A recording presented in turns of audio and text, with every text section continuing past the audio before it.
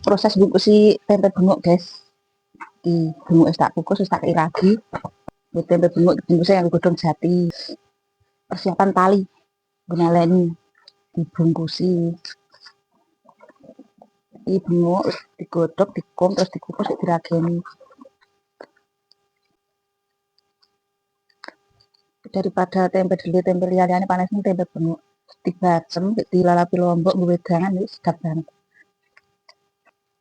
Tak walik ngene iki sesuk tunggu ragi neh.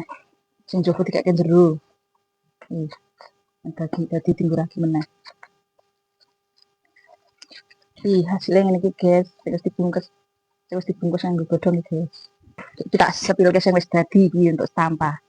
Iki wis enak dimasak. Tapi nek dibacem isih ajur. Iki sing wis dadi kaya ngene iki lho, guys.